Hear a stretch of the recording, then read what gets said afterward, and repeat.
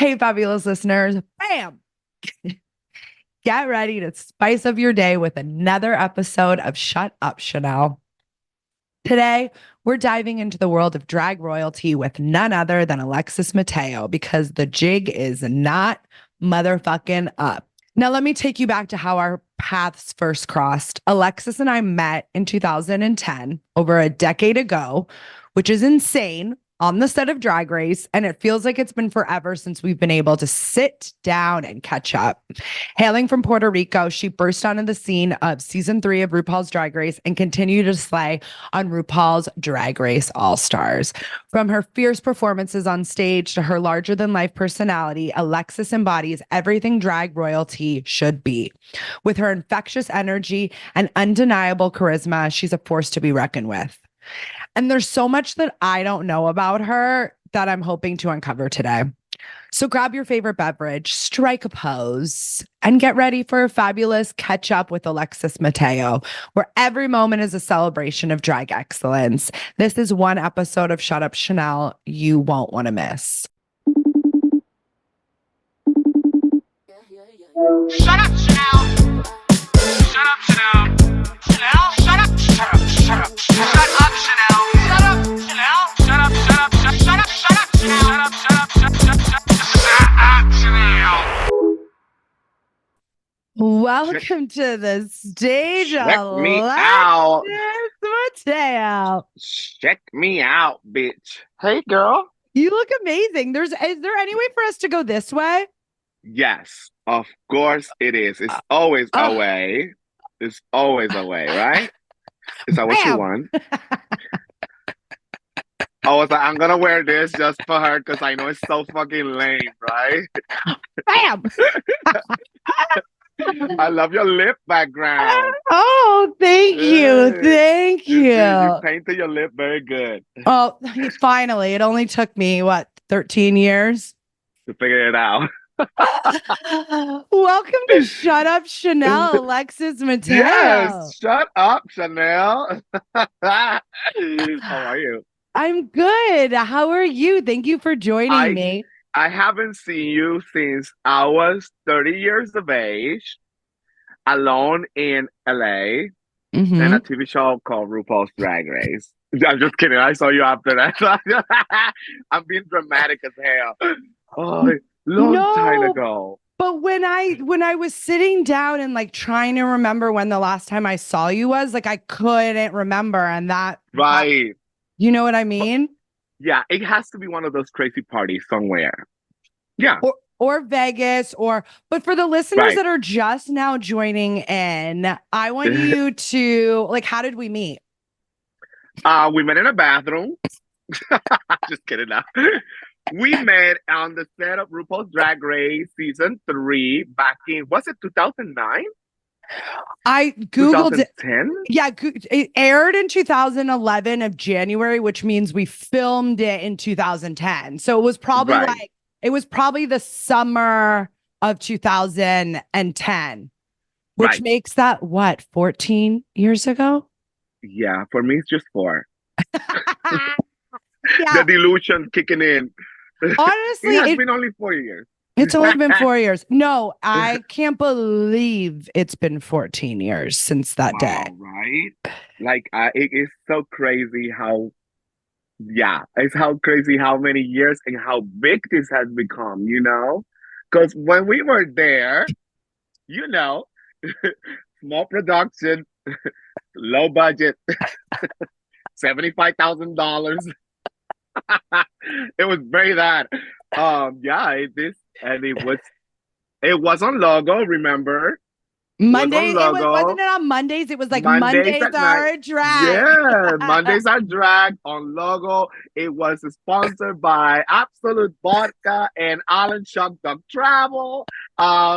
So many weird things have happened since then, but it has become so big. That's crazy. Sometimes I watch, I go watch it just because I'm like, this is crazy. But yeah, Fun stuff, huh?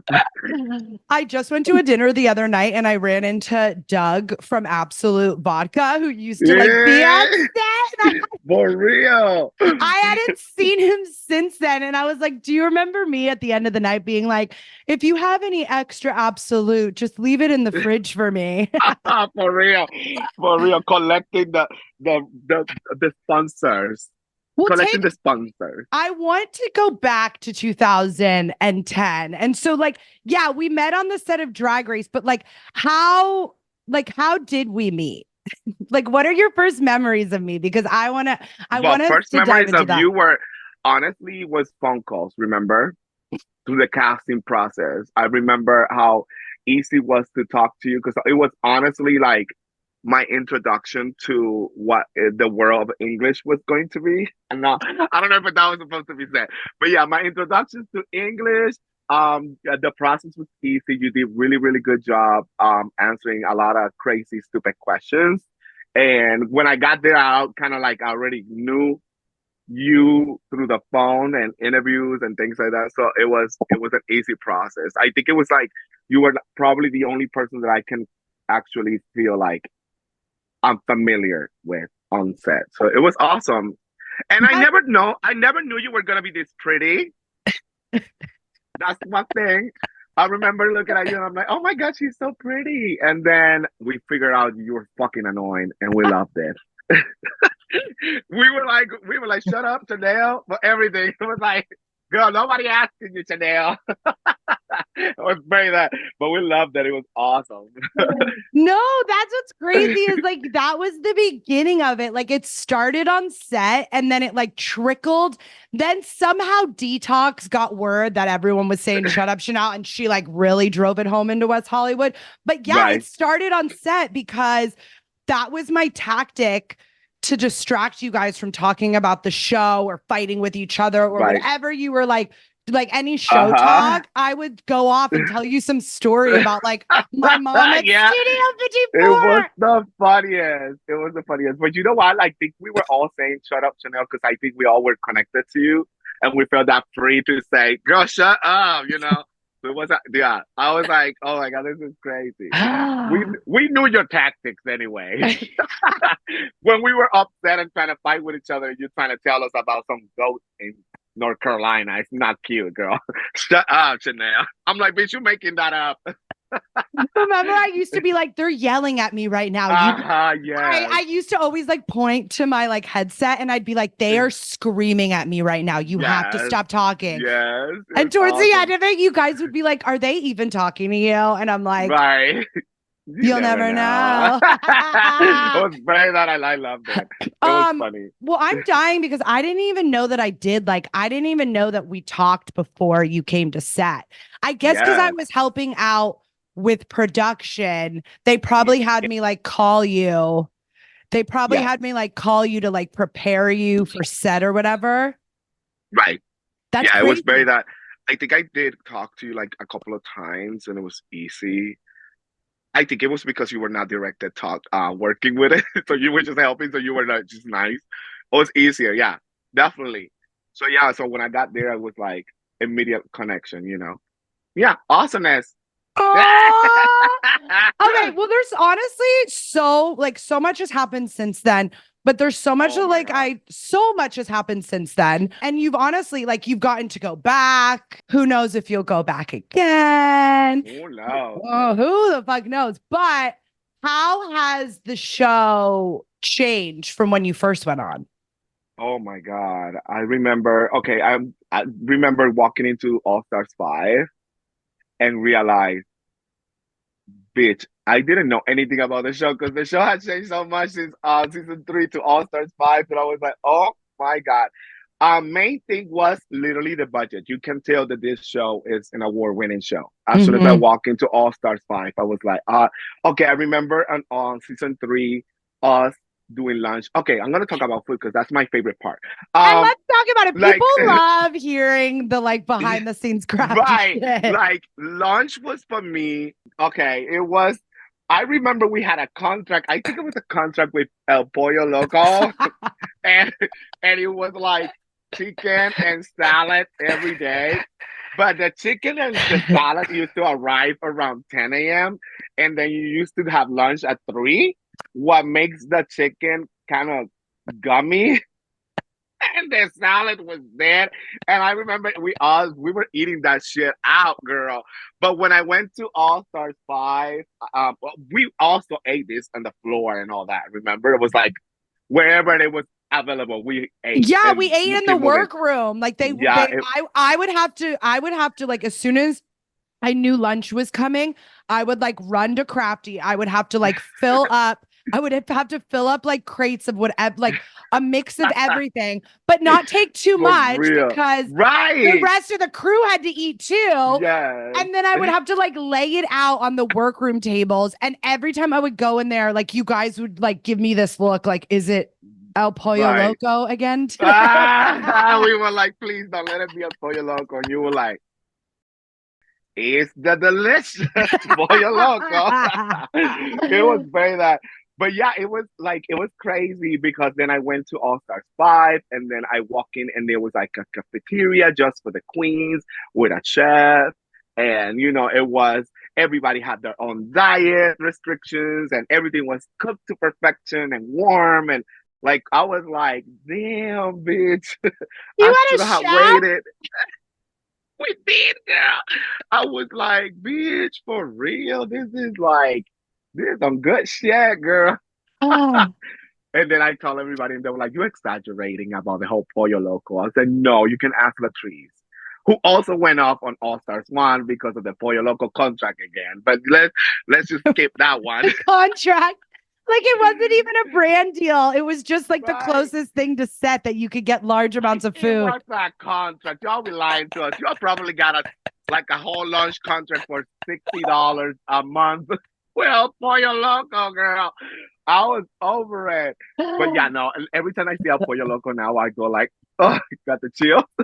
I haven't eaten it since then. That salad is like Right. great. And whatever was left over, I was like a struggling PA at that point in my life. So I would bring me and my boyfriend at the time or whoever I was living with the Oh, leftovers. So yeah. I was You are so literally wrong for that. so You are wrong. so wrong. So wrong. Oh my That God. was Um, awesome. there's so much that I don't know about you. Like, I want to go back to the beginning. I want to go back like before season 3, before It I was knew you. 1902. The year was The year was 19. 1902. Summer was just starting. Just kidding. All I knew was that you were from Puerto Rico. All I knew at Right, the time was that sickening drag queens came out of Puerto Rico. It was you. right, I knew Yara Sofia. I knew Nina Flowers at that time. I knew Jessica Wilde. Like, that's all I knew of Puerto Rico right, drag. I don't know any of your fucking backstory. So, like, where'd you right. grow up?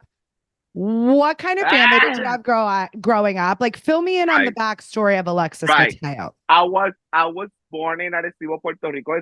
It's a north town of Puerto Rico, but I actually grew up in the smallest town in Puerto Rico, called Florida. It was very, very small. My high school graduation was like 32 people only. So it was like very that. But then I went to college and that's when I pretty much my life started. Because, when you go to college, you kind of like liberate your life. And that's where I find like not only dance, but like drag and the gay scene and things like that. So it was not into like 99 that I did my first drag show in Puerto Rico. It was a competition. In a bar called Villa Ricomar in Isabela. It was like really, really small and fun. Of course, I did Selena. I was obsessed with her at this moment, and it was super fun. But then I didn't took it as serious, if that makes sense. Like, I thought it was just like, when you dressed up for first time just to see how you look like, it was very that. So when I moved to United States to work at Disney in 2000, that's when I realized that drag could have been a career because I visited the Parliament House and I was like, oh my God, they do have a professional show. These people, this is their job.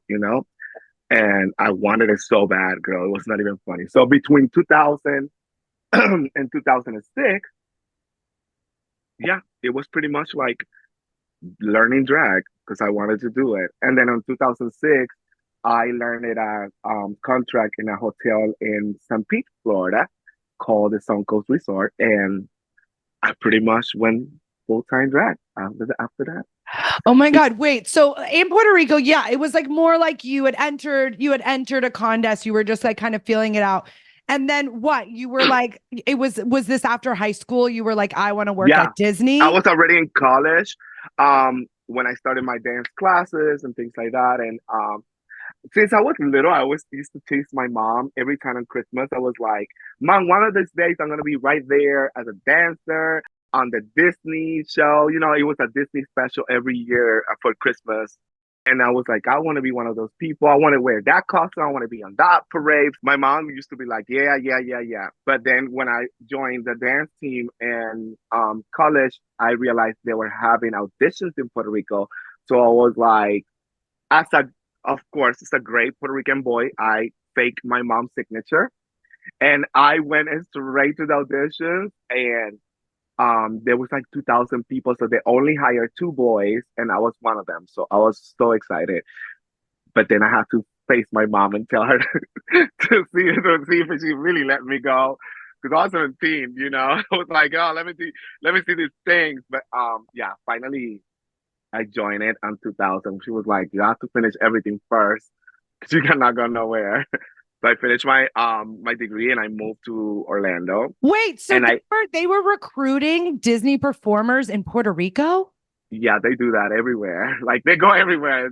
Cast is called It's like casting. casting. Oh, it's like Yeah, it's literally casting. a casting. It's actually kind of like an audition and things like that. So yeah, it's a process. They do it everywhere in the States. I don't know now after COVID, but I think like before it was. And yeah, I became what they call it a college program. Because you were in college and you used to go there and do like your last time in college there. So yeah, it was fun. I joined a one bedroom apartment with like six people. It was awesome. And life started for me. It was super awesome. I honestly feel like even though I was getting paid so low, I feel like I was doing it, girl. I was successful, girl. And I remember that was the first year that I was like dancing in the parade and they did the Christmas filming. And my mom called me crying. She was like, "Oh my God, I remember when you used to tease me. Look at you right there." Like she was like, she stopped and recorded and stuff like that. This was when VHS was in it, people. So yeah, very that. Yeah. And that's how I started. VHS. Yes, yeah, VHS?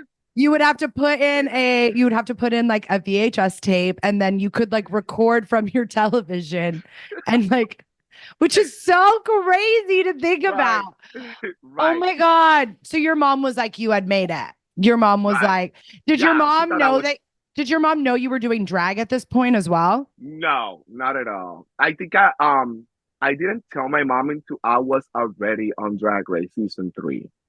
Like I never came out of the closet. My sister had I have an 11-year older sister, who is a lesbian. Fuck Kind of like a yeah. yeah, I love her. She was a little bit more like a transgender. Let me put it that way. She doesn't live her life as a male, but she presents herself as a male. Even though she don't want us to call her the male pronouns. It's so confusing. But I already used to her when I was growing up. She came out of the closet. It was a big deal in my family because she went from a pageant winner girl to shaving her head and buying a motorcycle kind of deal. So Um, she's feminine mask presenting. yeah, she is. Yeah, it is. It is very. With my sister, you never know, and I love it. You know, I thought I never knew there was something wrong with her presentation. Into the big deal with my family. And they were like fighting about like how can we hide her from the rest of the family and stuff. I was like, why? The motorcycle is cool. Like I thought everything that my sister was doing, it was the coolest thing ever. And people used to tell me in school, they were like, oh my God, your sister shaved her head and had a motorcycle. I was like, yeah, she's a badass. Like I was feeling her and nobody was feeling her in my family. So my mom sent my sister to Rhode Island, New York, or something like that. I don't remember very well. But yeah, she finished in Rhode Island and I didn't get to see my sister through my teenage years. So it was like a hiding situation. And Wait, they hid her in New York? Yes, very bad. Supposedly, my sister was going to study there, but it was not true. It was like Was it like one they of those like Paris Hilton like places like for troubled teens? Oh my I don't God. know, but it was. I remember. It was not until like my 15th birthday that I got to go and visit her for a summer, and like I was like, oh my God, you got a cute apartment, and it was cool. That's the first time I saw like snow and things like that. So it was like cool, but yeah, I kind of like understood there why they were hiding her and things like that, and I was like, I feel like that was the moment when we actually bonded the most. Because she And my knew, she sister, knew. You guys had always had this yeah, oh, understanding, of like we're course, both yeah, we queer. knew, we Yeah. knew, we do without telling each other. So, I feel like from that point when I returned back home, my sister kind of like took it on her side to be more protective of me and to introduce me to the queerness of the world. And I started going illegally to bars with my sister. I Mm-hmm. was taller than her, like fiercely taller. So I was going through the bars like no reason. I was like nobody used to ID me, but they were used to ID my sister. And now she's like 54 and she still get ID. It's the funniest thing. But it she was the introduction for everything. I went to my first pride with my sister. I went to my first bar with my sister. I saw my first drag show with my sister. She was literally the introduction of the world. I actually met my first boyfriend through my sister, so it was very that, Oh my very God. that. Is it the boyfriend that I knew you with forever? No, No. Are you no, still this with was a him? Are you still with that guy? no. Oh my Oh, we've God, got a lot no. to catch up with that. Yes, yes, Now it's all yes. coming back to me. I'm like, Alexis, yeah. Now you thought about it. Yeah, it has been, yeah. But you know what? Actually, my sister was is still into yesterday because the shit we talk about is crazy. It's still one What of do the you most mean? important people. Like, because the stuff that we talk about, me and my sister, it should not be talked about like between siblings. I think because I tell my sister almost everything, and it's like girl, I met this person, I slept with this person, it was like this, like details His about, dick was and she, huge. and she does that. She's like, oh my God, this girl just came in. And I was like, I'm like, we bury that. But I do love the relationship that we had, the entire life. And I think she was my mentor through Mm-hmm. my queer years into drag came in and then I realized there was more than just being gay or lesbian too, because also it's the Puerto Rico was so close. I feel like Puerto Rico still close when it comes to um gayness and queerness and things like that. Because Puerto Rico has been okay, first of all, I never knew drag was gonna be a career because of Puerto Rico because Puerto Rico at that time didn't offer a career in drag. And honestly, into this day, I feel that Puerto Rico is still kind of like behind when it comes to payments and opportunities for drag. And it's so sad because Puerto Rico has some of the most incredible pioneers in drag. So for me, the generation and the expression there is so incredible. So it's kind of weird. It's kind of weird Mm-hmm. to see it happen. And also, like so many things that happen in Puerto Rico, they have put us behind. Like, after Hurricane Maria, lots of queer bars got to close. It was like was no choice. Then, after the pandemic affected us, it was worse because then it was Mm-hmm. no venues, no nothing. So I feel like that our queerness and representation there was like slowing down. So yeah, it's sometimes I go like I wish we would have a little bit more of advantage when it comes to that because I think Puerto Rico has some of the best in everything from designers, musicians, anything that has to do with art. Puerto Rico has an incredible representation. So yeah, it's that the like all these events has slowed it down, but yeah, I was excited that I got to do my first show there. But I when I got to of course Orlando, that's when I realized that I was like, okay, so this is not just dressed up for fun one time for $25. You can actually get paid and do something as a career, as a weekend thing. So that Mm-hmm. was that was that was the open mind moment. I love that the For real. parliament. I love that the Parliament House was because that's the thing. The Parliament House, and especially back then, like Yes. it had the best performers in I think like the country Yes. would be a Yes. Parliament House. For that to be your exposure into the drag world is just amazing. I remember all I ever heard about was the Parliament House in the beginning of meeting all the drag queens. It was always like Parliament House, Parliament House, Parliament House. Yeah. And I remember my first time going, I felt like I was like, I had finally arrived, honey. Like, because I would always see the marquee out front with the queen Right. names. And then I'd heard all these stories about like the hotel attached to it. The Everyone's like, balcony bingo. they were like, you don't want to stay there, Chanel. And I was like, Yeah. but I do. They're like, no, you don't. Oh my God, I can't Right. believe it's done. It's done, right? Isn't it? That's so It's not there any sad. longer. I passed like last year I passed by and it was like completely gone. Like completely gone. And I feel like that was so many things about from the moment I record season three from Drag Race to now, like I feel like that's some of the most crazy things that I'm missing through my drag history. Parliament House. It's gonna be so many people that are never gonna experience Parliament House. I did so many great shows. I met some of the most incredible icons in drag there. Um, it was one of the first places where they actually featured the Drag Race girls. One of the first places to do viewing parties. I mean, like, there was some crazy history there. And of course, like, the first time I did drugs were there. The first time I had sex was there. I was just kidding. But it was very that.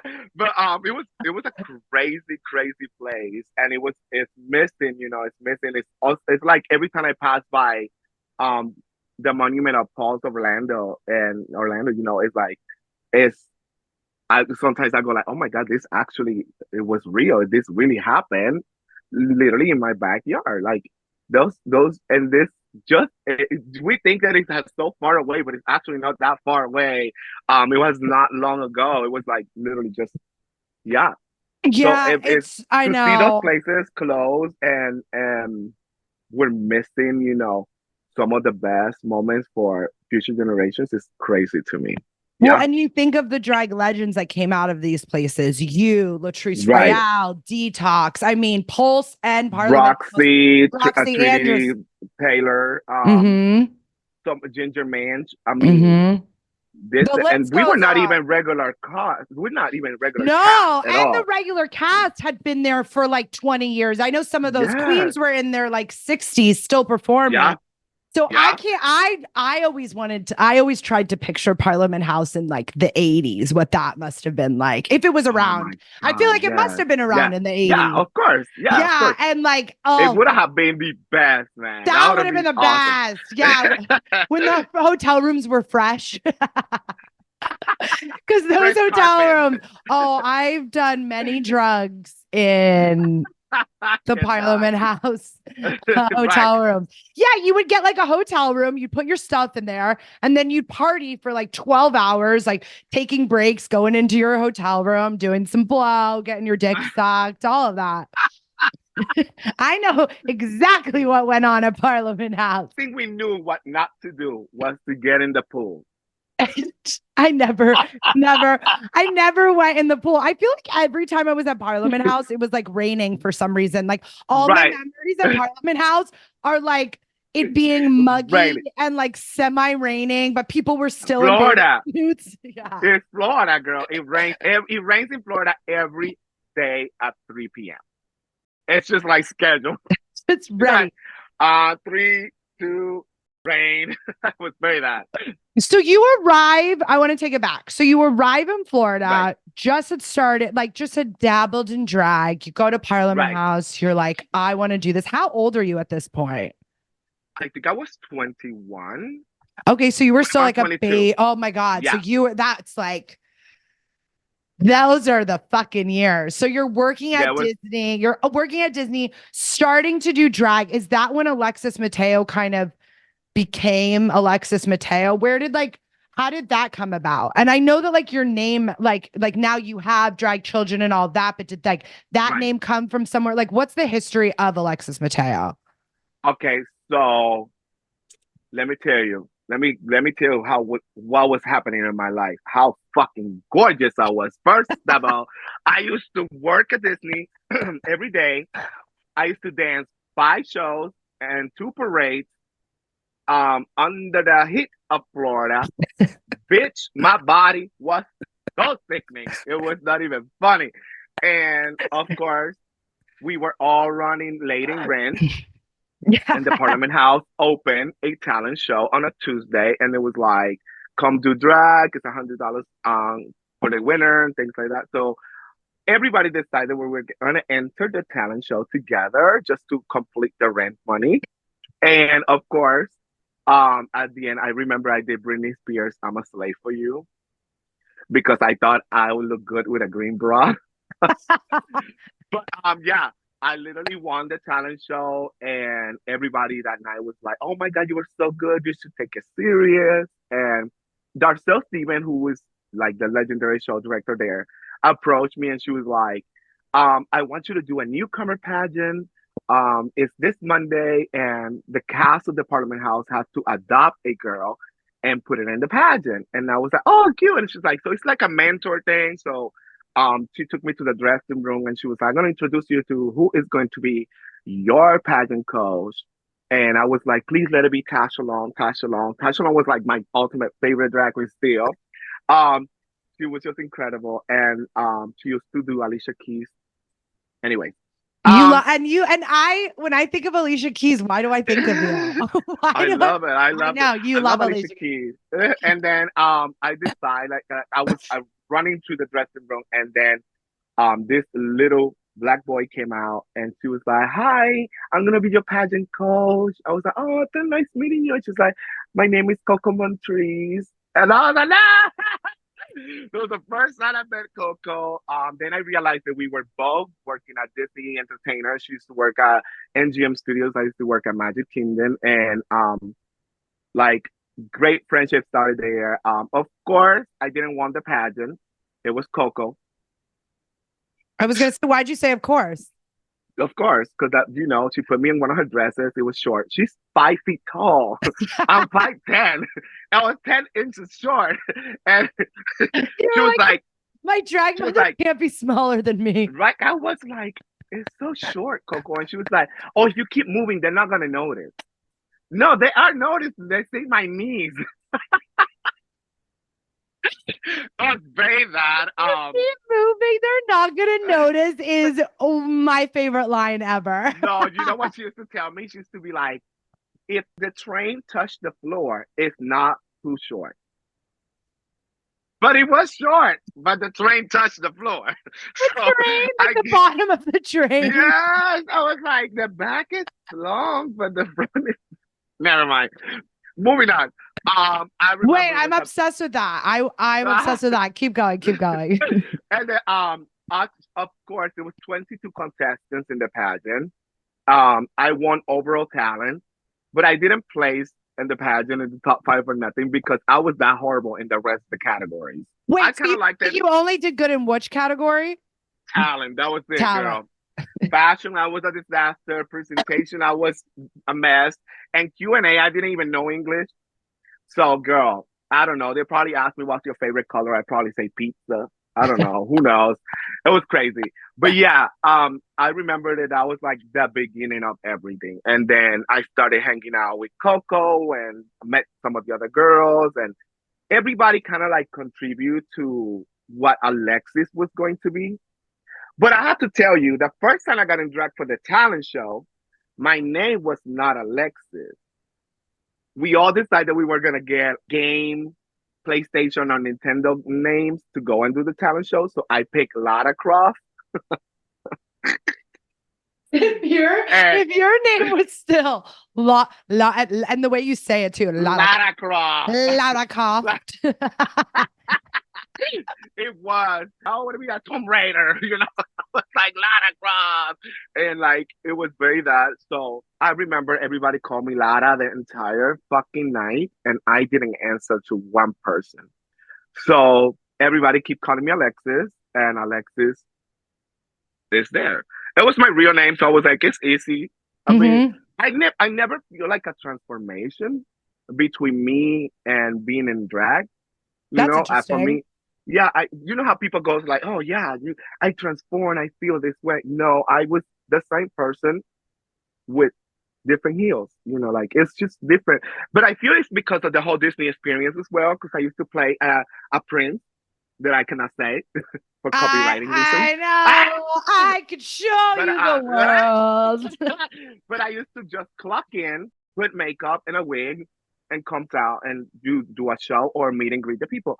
So when I did that in drag, I thought it was the same thing. I was clocking in, putting on makeup, meeting people, doing a show.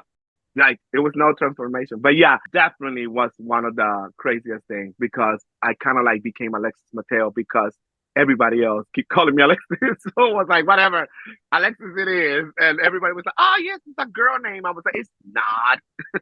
It's It's a a cool boy name. name in Puerto Rico. I was like, in Puerto Rico, every boy is Alexis, like, or Alex or Alexander. But yeah, I was very that.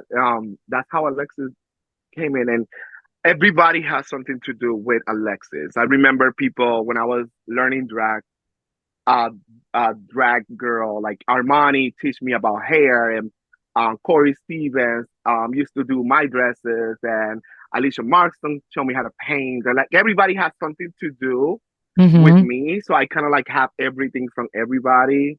I always say like I don't have a drag mother, but I have a lot of fairy godmother. Let's just Hmm. put it that way. It's because my life is a Cinderella life. It really is. I'm just not blonde, but I'm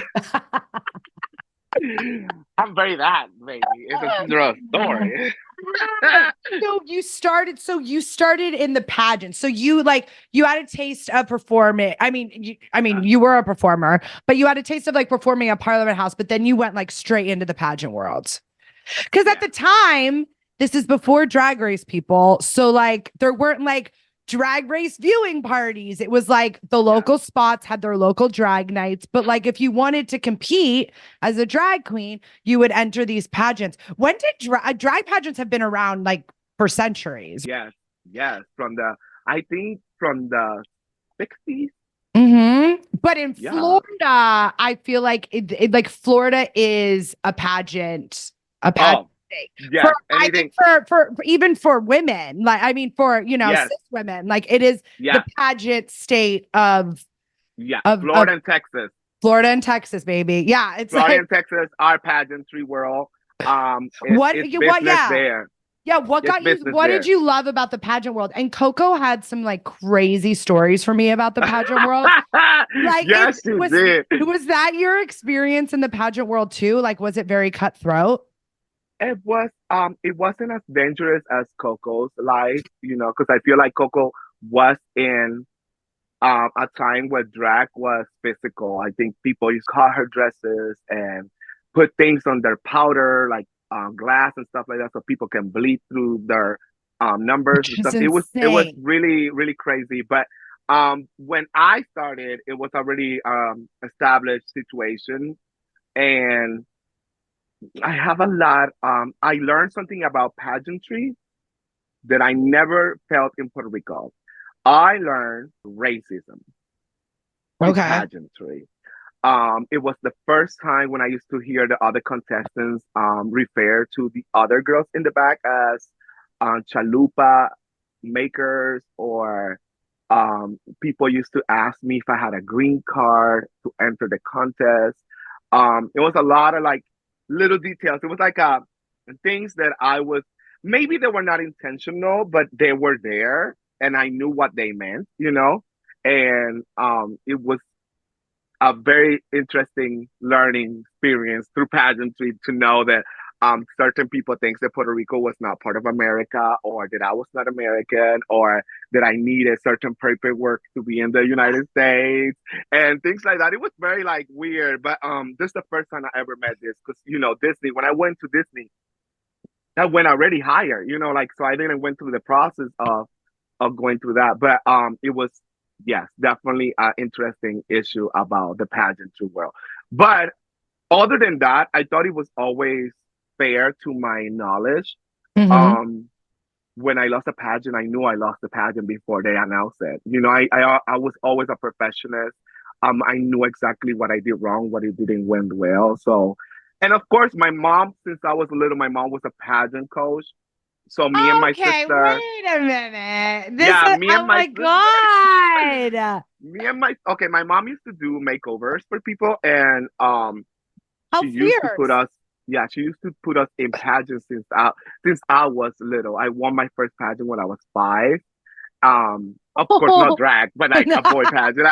But yeah. it was always like that. So it for me was natural to compete in pageantry. Hmm. Um, so putting drag and pageantry together was like a big deal. So I kind of liked it more than just a one night booking, you know. Hmm. Well, it And was then of something to work. course, It was something to work towards, and yes, it had been I loved instilled. it. It had been instilled from you since a little kid. Right, Obviously, you also have a love for it because you're still, you're the son of your mother, who she obviously right, liked pageants. yes. Oh my God! Wait, what were you going to say after that? No, because I also realized that if you win a pageant, there were like prelims to something else. So it was like a step situation. So if I win, like for example, Miss Lakeland, I used to go to the Miss Florida pageant and Hmm. represent the town in Florida. Then if I win Miss Florida, I used to go to the national Miss USA. Like, and then the steps were kind of like a challenge for me, Hmm. and the competitor side of me, of course, was always intrigued by it. So yeah, I entered everything in the entire world. It was a point that I had 16 titles in 1 year, and people were just over it if I show up to registration because they knew it was a done deal. I was very that girl because I was like, okay, I've hired somebody to make me pretty, Hmm. and I already got talent. They're gonna have to suffer for this one. So yeah, it was very that. It was very that. So it, What I, title are you most proud of? And when did you get to the like you talked about in the beginning you weren't winning. When did you get to the point to where you start like you knew you started to get first place, like you started to win all these titles, and what's your proudest title? right. I actually, well, Coco was tired of me losing pageants, so she sit me down. She was like, "Okay, it's a pageant in Lakeland, and you're gonna enter, and you better win, and I'm gonna make you the costume." And Coco don't know how to sew, so for Coco to say, "I'm gonna sit down and make you a costume, bitch," yes, it Things was were a big serious. deal. Yeah. Yeah, so I remember she made me. Its presentation was white, and she made me this butterfly costume in white and mirrors. It was awesome. I thought it was everything. And I remember I did Chicago for Talent, the whole production, the whole shenanigans, like cell block tango and everything. Talent was like 5 minutes. I was 7 minutes on stage, girl. Like changing dancers and props. And the advantage of working at Disney World, it was that all my friends were dancers.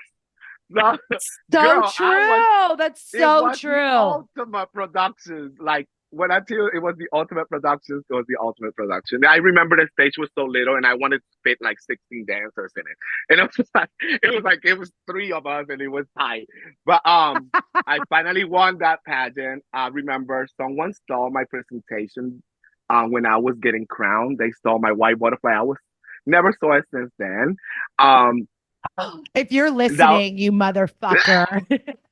I know who it is, but I'm not gonna say it because now we're good friends. But Detox, yeah, ah, detox. I know it was you. No. Roxy, Roxy. no, it was very bad, but yeah, great memory. But I think like my last title, I won um Miss Florida America prelim to go to Miss America, and I think that was my proudest moment because actually my life was upside down. I was in a very dark place, and it was just the way I pulled through the pageant.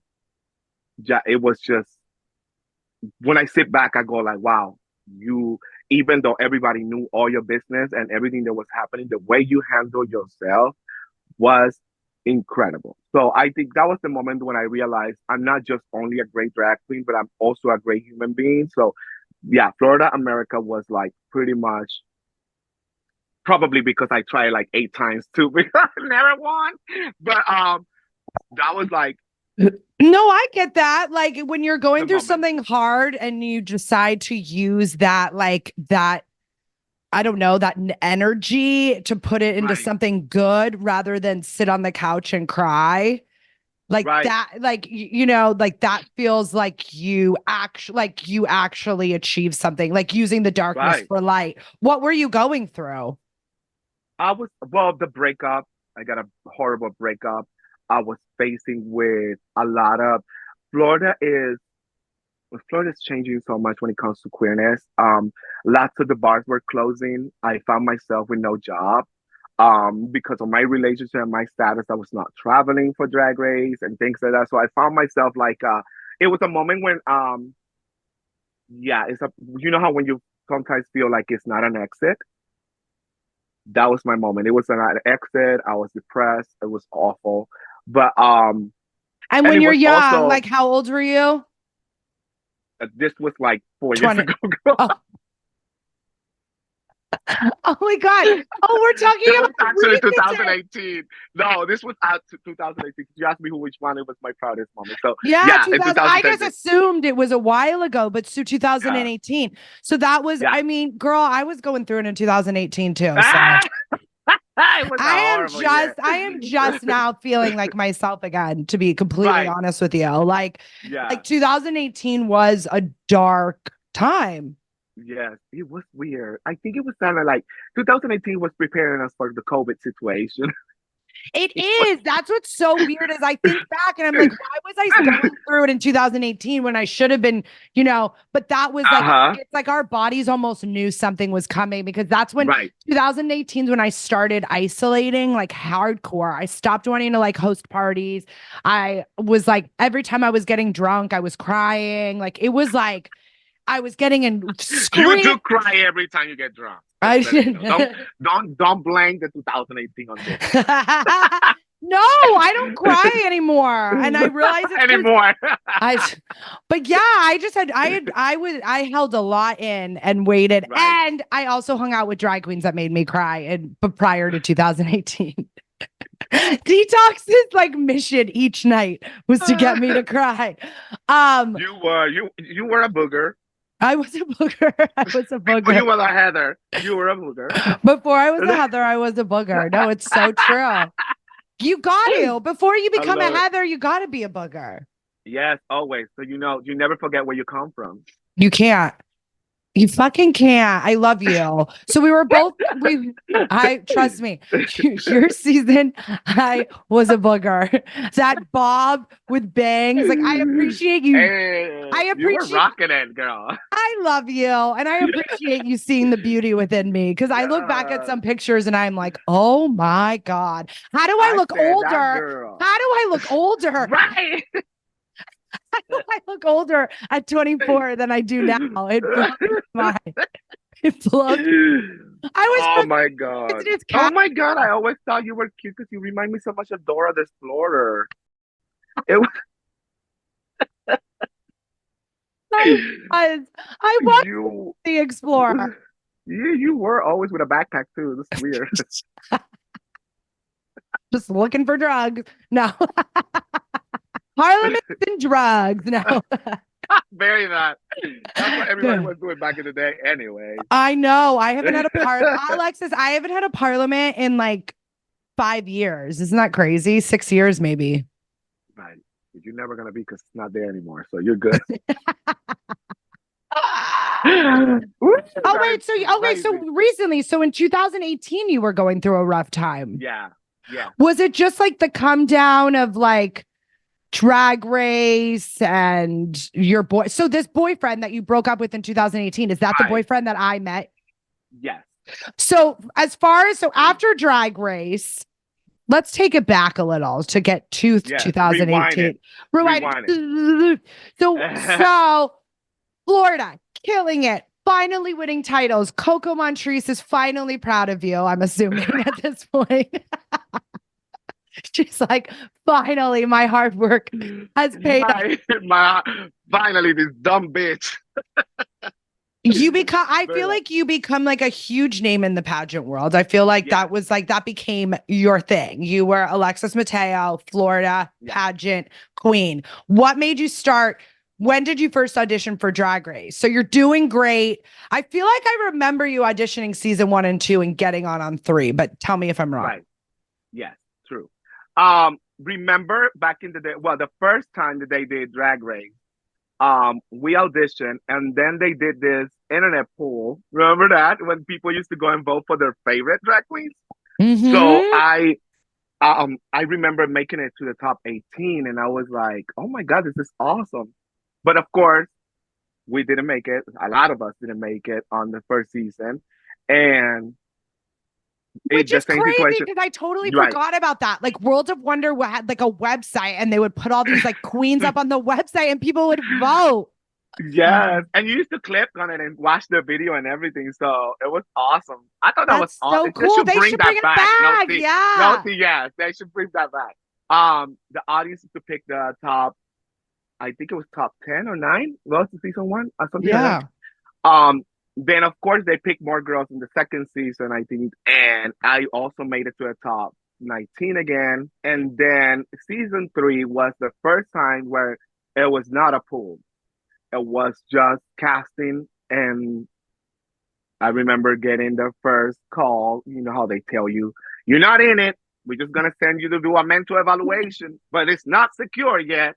Yeah. We're You just gotta gonna spend all this money on you, but we don't know. It was very that. it's true So for those listening that like are curious about casting is like, it and this is with every show I work on, is like, we'll have the cast, but then we have to put them through like background and mental health checks. And that's like for the safety of everyone. right. Um, and so yeah, like you want to tell everyone like you're like in the finals, but like Ah!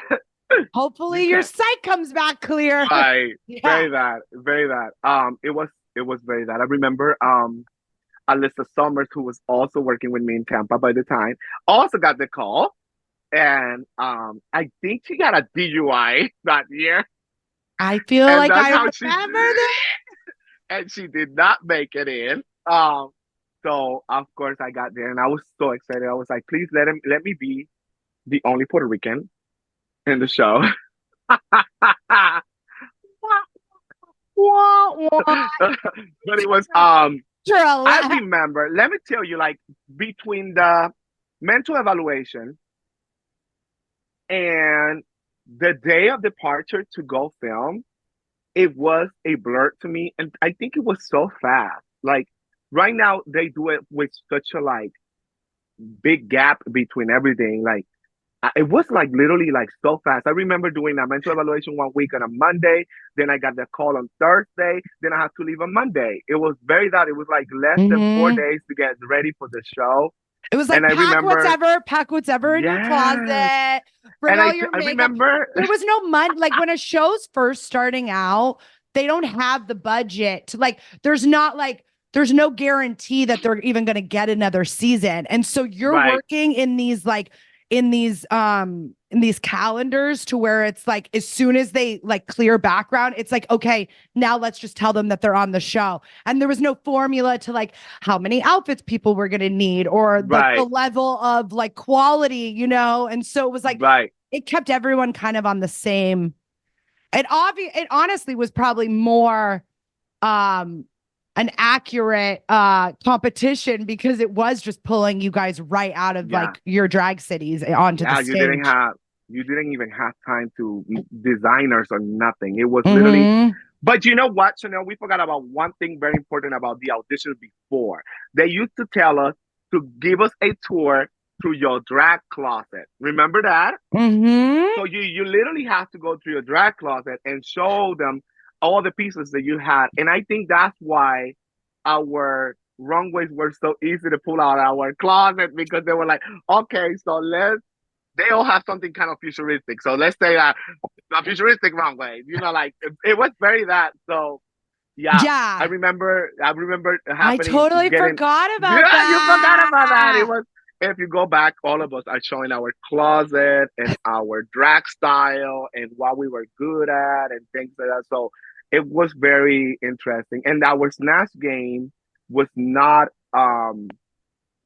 it was actually not a snatch game. It was like show us who a look alike. I remember I did Lady Gaga, girl. I don't look anything like Lady It was like Gaga. yeah, it was like an actual like impersonation, like Right, relating back to drag shows, like how you know what right. I mean. It was less of Yeah, like a character and more like show yeah, me your best impersonation. yeah. That's And so we all crazy. I performed forgot about something that. in the video. Yeah. It was very that. And Something else that I think of all the time that Marco brings up. Do you remember when Marco like had to teach you guys how to sew in the workroom? oh Because my at that God, yes. point they were wanting you all to sew, and Marco Right. would come in and like have to teach you guys like 101 He on did. sewing He put my machine. needles back together so many times. Poor thing. We talk about One that thing all. about Marco, he knew Spanish, so I was good with him. I was like, Marco, I don't know. Teach me again. I don't know. He was like, you only have 4 hours, right? Like that's why he used to tell me. And I was like, yeah, but I just trying to. He's like, you got 4 hours, and between that, you have to literally go to confessionals for 25 minutes Mhm. between those 4 hours. He's like, think about those things. It was a mess. Also, all people don't know this, but when you have people in the cast, well, first of all, people don't know this, but when they announce a challenge, remember, they stop to bring everybody together and explain the rules of the challenge.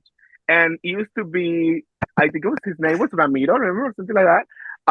Camilo. Camilo, yeah, Camilo used to come in and translate for me and Jara, remember? Ah. All the rules of the challenge. It was pretty much the No, worst. he's an EP. He's an EP of the show now. Whenever I see his name, I'm like, you better work, Camilo. Because I remember when Yeah, he was just like a challenge producer on the show. And yeah, but he was so hot. Like when Camilo would come in, yeah. oh. Everybody used to get quiet, and he started speaking Spanish, and neither me or Jara used to pay attention to what he was saying. We were just looking at his mouth moving and just having the only porn movies playing in our heads. Like I was like, I remember imagine Camilo with a flamenco costume on. I was like, yes, be my matador, bitch. Say that, bitch. It was crazy, but it was very that. It was like people don't realize that those things happen because, of course, in the show, it looked like we all going through a lot of things. But yeah, it's they stop for rules, they stop for translation and things like that. It was actually easier than what I thought it was going to be because my worry about going into the show was my language because Spanish was my language and my brain speaks Spanish. So it was like that was the biggest worry. So being there, I just remember you always being like, I thought my English was bad, but then thank God Yara Sofia's here. yes, Jada was. But you know what, Jada never spoke English or Spanish. Like it was sound like It was just like, yeah, yeah. It was just I, sound. I was like, what are you Or doing? wait, remember she used to be like, get out, get out, get out, get out. That was like her Uh, thing. Remember that? Get out, get out, get she out, get out. into today she still do it. I feel like my English got better, hers got worse. Like No, I your can't English is say that. so good now. Are you kidding? Right. So Drag Race, you did great. You made it to Yeah. top 3. Yes. I honestly, when I walk into the workroom, I didn't know none of the girls because there was no social media before. I only knew India Farah because India and I share a national title together, so I have met her before. Other than that, I never knew nobody. I thought the top three was going to be me, Mariah, and Venus Delight because I the first day I saw it, I was like, oh my god, she's incredible, and she was a working girl. She does Madonna, like her stuff was really good. Never knew about Raja, but then I knew Raja was on America's Next Top Model, so it was like, he's gonna have a lot of like fashion background and probably a lot of insight because he had done TV shows before. But I remember it was that getting frustrating because it was like every guest judge that would come, Raja like knew them, like just from working at right, TV. And like, right, it, and so it like it did. It felt like she was this seasoned and like seasoned in television because she had been in television and like right. less like plucked, from the stage in Florida. For real. Very that. Oh, I live. It was a good like that was a good first impression of everybody, and then I realized what everybody was good at and how this was Hmm. gonna happen. Like I knew as soon as I met everybody more the first day we were there, I knew Manila was gonna make it far because she was pretty much her boyfriend was on the TV. You know what I mean? Like it was very that. Like I Wait, was like, who? yeah. Wait, who do you, what do you mean? Oh my gosh, you don't remember who Manila's boyfriend was when she made it to the show? Oh my God. Rest in peace, Sahara. I totally just Yeah, I like this is why I'm doing Sahara. this. This is why I'm doing this because It's a and that's refresh. crazy. Yeah, and I knew Sahara because I had done the season two I mean, I had Right. like done Drag You and stuff, and so I knew of Sahara. That's crazy. Yeah. Yeah. Oh my God, So this is when she was, remember when they used to do that, like the run throughs in the workroom with Rue? hmm I remember listening to Manila, and Manila was like, "Yeah, my boyfriend is Sahara Davenport," and I was like, "Oh, so okay, so another insight on the show. She probably already know how this works, and she's gonna bring it." So this is my actually my first time doing anything TV related, so I was kind of lost. But I did clock those things, Raja was on TV, Manila was on TV before, so I was like, probably they are my biggest competition right now because I knew I was like looking around the room, I was like performers that were like really good performers were India and me. And I was like, if I don't have to lip sync against India, I probably will make a great moment. But hmm yeah, because as long as I make it far, I don't think I will send everybody else home. Because everybody else, okay, the Heathers and the Boogers happen naturally. I don't know why, but it's I'll tell you why. It was ah, I'll tell you why. Because we used to on the dark days when we would hang out at the hotel. Remember, right, we'd be in that like craft. We made this like room into like the craft room, and you guys would all hang out in there. And it was one awesome. day, I heard you guys joking about it. Like I heard Right, Raja and Manila going like those other boogers, and I was like, "What the uh-huh, fuck's a booger?" Like I didn't even know what the boogers right, was. yeah. And then I remember you guys talking about it, but it was like in a dark day. And I remember texting the EP at the time, being like, they divided themselves into Heathers and Boogers. Like, we have to Uh-huh. bring it up on set. What? So wait, keep going though. So you didn't know. Yeah. So I didn't know how that happened, but I knew what it meant. You know what I mean? For me, it was more like the fashion girls against the performers kind Mhm. of deal, because that's what it looks like on set. That's what it felt like. But I didn't know they were calling each other something about a movie. But that confessional was private. But it was interesting. It was actually interesting for us to do that. But I was like, probably it's going to be a division, and probably this is what it means. And in my head, I already knew that the Heathers were gonna be more fashion oriented, and I was like, if we all have to lip sync against the Heathers, we will send them home. You know what I mean? You Because were it gonna was it was pretty much at the lip sync moment. It was not about fashion. It was about entertainment. So I knew Shangela. I knew everybody hated Shangela, you know, because because first of all, I think okay, so I think Sahara and Shangela went to college together, yes. and Shangela knew things about Manila that the rest of us didn't know. So of course it was a tense they are coming into the show. I never knew what it was, but I knew that was happening because I can tell like backstage they were like Manila used to, refer a lot to Sahara, and Chandler used to roll her eyes or things like that. So there was a lot of like situations there. And I also knew that Chandler and Raja had a history. So it was like, okay, so the girls probably hate Chandler at this point. But I met Chandler so way before the show. Mhm. We were not friends. And she was not a drag queen either. So it was just a backup dancer for Miss Gay US of A. So I kind of knew of Shangela. as a male dancer. Yeah, So I was see, like, that's the thing. Like Shangela was like one of those people that like absorbed everything yes, from everyone, you know, and she had the yeah, yeah, yeah. she had the acting background, but then she had the dancing background, and then she was around the top queens. And so she was like this new it was like a new age type of queen. It's honestly Yeah, how queens are nowadays, where it's like you're absorbing everything from everyone. But back in the right, day, I could see how Raja, who was this like seasoned, you know, already right, like was looked at as like drag royalty at that point. right. Shangela coming out of a box again, everyone was probably like, come on. I was like, no, again, girl. But But I Shangela was was a very, TV personality before there was yes, even such a thing as TV personalities. You know, yes, hands she had down. that Yeah, charisma that yeah. you wanted to watch her get better. You Her wanted to drag was so bad, it and was we still buying everything she was selling. You know what I mean? Like, exactly. she branded herself. She got catchphrases. She was I think the first one, world I renowned. really think she was one of Yeah, the first queens to actually coin a yeah. Callie Lou was, I Her, think, the yeah, first drag race tagline like ever. yeah. Her and Except Cameroon.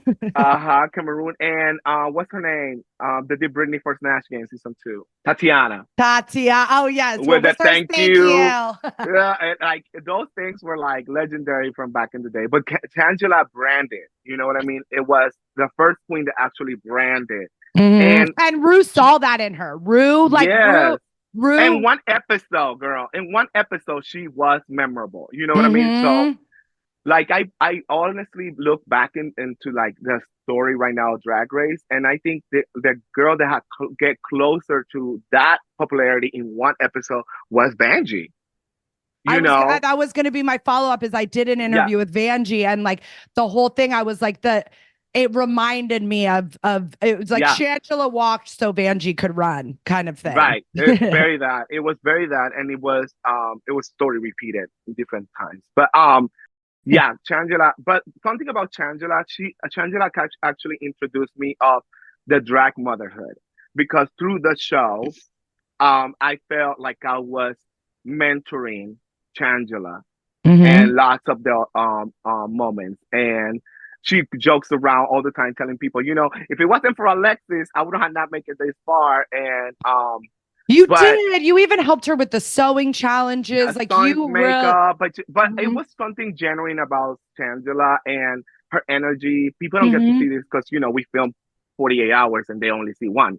So something very special about Shangela, and I clocked it immediately on the show, and I started helping her because, yeah, it was worth it. So And know the what's worst, crazy? And know what's crazy is that I met Coco Montrese because Shangela introduced me to Coco Montrese in Vegas. Like that's it's so awesome. like so full circle.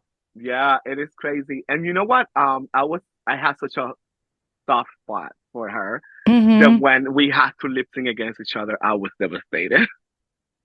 Like, no, because kind of like put me in a situation when I realized it's me or anyone else. I was having such a Hmm. good time with friendships in the show.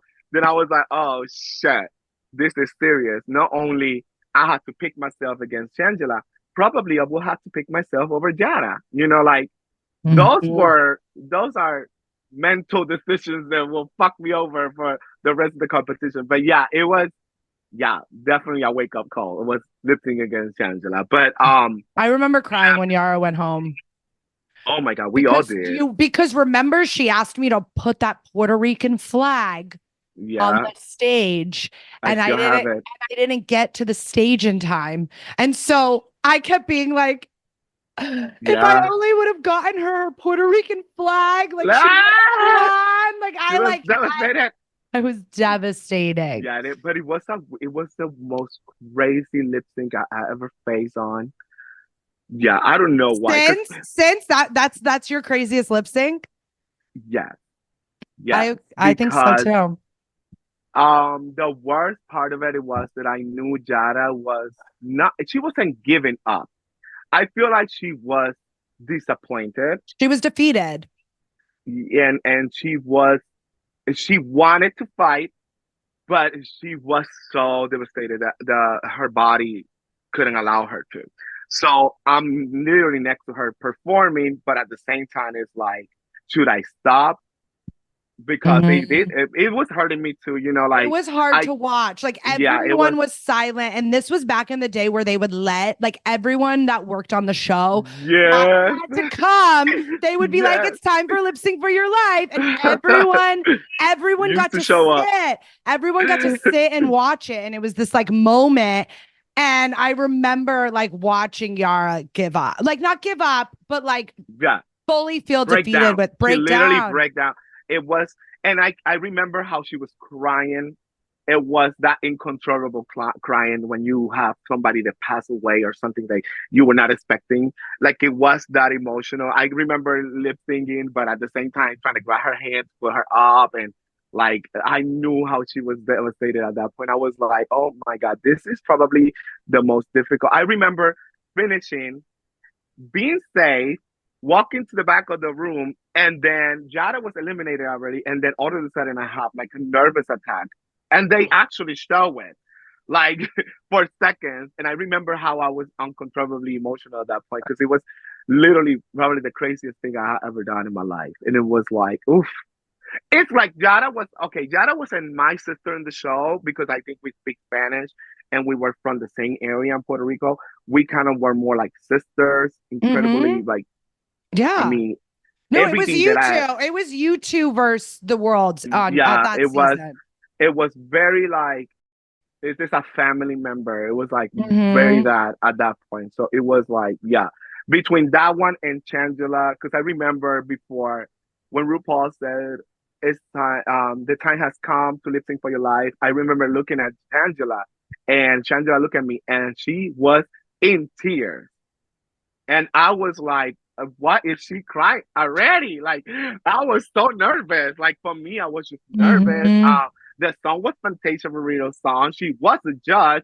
Like, for me, all these things were very serious. So, like, I was like, and Yeah. Chandler, I feel like Chandler was like also like devastated. I was like, oh my God, this is like pretty much the worst. I honestly feel like between that one and Manila letting Delta go home, like, and the lip sync, I think those were like the most crazy lip syncs we ever had. No tea. Like I think. because Oh, I remember remember and that then one too.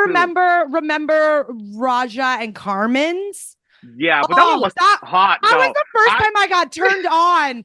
That was the first time I was like tingly watching a lip sync for your life, and I I'm was like, like, they are maybe making I like porn. women. Yeah, I guess. That was like the start of me really like my sexuality, me finding my sexuality. Honestly, drag like really did help with it. But yeah, I remember everyone being like, what the fuck? This is hot. But Yeah, I they was really no gorgeous. season three. Oh, that was just there'll never be a season three. I think it's so many Honestly, I people's always to be favorites. fair, right? I think season three, four, and five are some of like the best seasons ever. And you were a Right. part of it, baby. All right, guys, let's take a break right here. I feel like Alexis and I just started getting going, and there's still so much more that I want us to talk about.